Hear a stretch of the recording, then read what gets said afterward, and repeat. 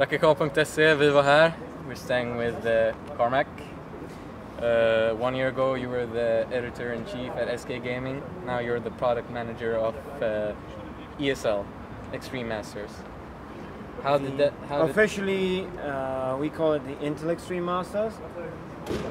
Intel is obviously our partner and has been since season 1. It's the Intel Extreme Masters. I've been working on the project since February. I have a couple of other projects within the ESL which I cannot announce right now because we're just planning and looking for financing for that. But yeah, I've been working with the ESL since February and I live in Cologne since 3 weeks. How did that transition occur, going from a journalist being a journalist to being a background guy now at the ESL lately? What can I say? As a journalist, I was kind of looking for, not trying to stir shit up, but looking for shit that was stirred up to uncover it. And now I'm trying to make sure that nothing happens so that vultures like you from Rakaka don't go anywhere. Basically my job is to make the event tip-top, and so far I think we've managed to do it nicely. I have to admit my previous job was slightly more exciting in terms of getting in touch with people directly. The gamers are extremely interesting people, very good personalities, very fun to hang out with. Now I only get to hang out with journalists. No, just kidding, still hanging out with players and journalists, but it is kind of boring in the sense that you don't get any action, but you sit at the desk, you plan stuff, but at the same time I kind of have some influence on what the esports world looks like, so that's cool as well. Like you've been the background guy for since February now. Now that you've announced Extreme Masters, the 4th season, will you be more will your face be more shown at the websites? Will you be the Carmac we knew before at SK, or will you still be kind of behind? Well, first of all, it would be selfish to, put my face on it. First of all, I'm not the only product manager for the Intel Extreme Masters. There's Jens Allardyson. I think we complement each other quite well. I'm a chaotic guy, running around having some crazy ideas from time to time. He also has ideas, but let's just say he's like more cool-headed. I'm the hot-headed guy, and I'm very chaotic. He's very well organized, so we complement each other very well. But coming back to your question, I'm not going to be the face of the Intel Extreme Masters. No way, because what I would like the Intel Extreme Masters to be is for the players' faces, for somebody like Khan, Get-Right, Zet. These guys' faces should speak for what the Intel Extreme Masters is. These guys should have the passion in their faces to show how important the event is to them, how cool it is to win, how hard it is to get to the final, and how cool it is to actually lift the trophy. That's the image of the Intel Extreme Masters, not some douchebag 29 years of age who runs around picking up people and asking questions. I don't think, while I could be the face of a website which provides you news and entertainment, I think the face of esports competition should always be a gamer, should always be the top gamer, and that's what I'm working on this season, and hopefully next season we will be very close to what I would like to see. Just a couple of days ago you announced the new season, the 4th season. You did it relatively late, just like they did last year. Why so late? What Gamescom as well, you announced it 1 week before the event. Why do you do things so late? Work on the Intel Extreme Masters Season 4 has started in February already. Well, I could say March, because in February we were busy with the finals at CeBIT. Work has already started as early as March obviously you don't announce things if you don't have anything, let's say, real to announce. Then Rakaka, Grey Khan, your boss, is he your boss? Not anymore, but...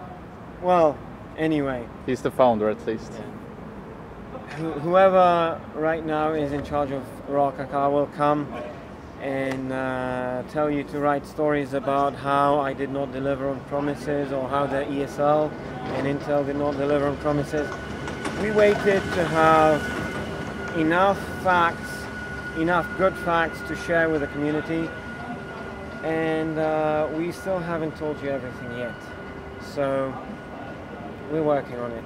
We keep working on it all the time. The season, I'm pretty sure nobody has doubted that it was going to happen. Everybody knew, but we just needed to know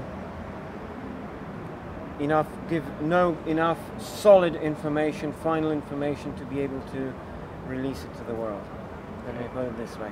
So, talking about your work here, at least here on Gamescom, what is it that you have done here? What can you say that this is my work? I would rather not say those things specifically. First of all, because right now in SK Gaming I was pretty much my own island, where I picked somebody I knew to be my camera assistant, whether it was Pig Vomit or my girlfriend. We just went there and I did almost everything on my own, with a lot of very good work of the support team who updated the scores, made the news and stuff. And here it's very different in the sense that if you see the website, I personally like the Masters website a lot right now. I think it's pretty cool. If you see the website, you can't attribute it to one person. It's the graphics department, it's the marketing department, it's the community management department, it's me as well. It's the work of maybe 10-15 people. Same as here. Maybe I have some ideas, but in general it's the work of a whole group. My job more or less is to coordinate all the groups that work within the ESL to make sure that the overall product of the Intel Extreme Masters is tip-top. So you could say ultimately that you can see my hand in everything in here and nothing, basically. But what I have been doing at Gamescom is take the players in their time off, drive them to the ESL TV studio, shoot the new Intel Extreme Masters promo, which hopefully will be out in several weeks, and hopefully it will blow your socks off. Hopefully, that's all I can say. Okay. I'm probably shouldn't be saying ugly stuff on camera, but shit loves to go pear-shaped. So I'm just hoping. So you've introduced Quake Live for this season, at least here at Gamescom. I don't know how it looks on the other events. So now you have Counter-Strike, World of Warcraft, Quake Live.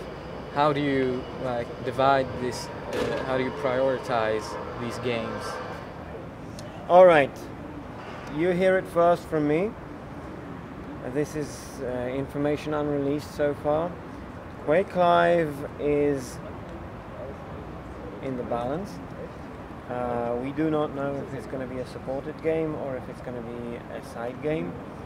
At this event, it's a supported game. It's the Intel Extreme Masters Pro-Am Challenge for professionals and amateurs, which is played live on location but online, because we do not have LAN servers. We would need id Software support for that. In the following weeks, the decision will be taken whether or not we will be using Quake Live. I'm personally a big fan of Quake. I think that Quake in general is a very good game for a tournament like the Intel Extreme Masters, because it translates the skills of the players translate directly onto the monitor. Like in Counter-Strike you have the recoil, and all the mastery, or half of the mastery in Counter-Strike, is to control the recoil with your hand. Your hand moves but you're a perfect player if the cursor doesn't move at all. So the motion of your hand actually does not translate onto the monitor. In this respect, Counter-Strike is a little bit more difficult to explain and understand for, you know, if you take a regular person off the street, while Quake Live or Quake in general translates very well. And it's very easy to explain Quake Live. This is why we are thinking of adding Quake Live to the Intel Extreme Masters season, to kind of open a new gateway with the videos that we want to produce around Quake Live, to open the new gateway to explain to more people or convince more people that electronic sports is actually the same as any kind of competition in sports. That's why we want to do Quake Live, but is it going to be a supported game or a full game with the same status as World of Warcraft and Counter-Strike? I can't tell you yet. It's out of my hands, literally. Any last words, maybe in Swedish, to our Rakaka users? Let me think what to say.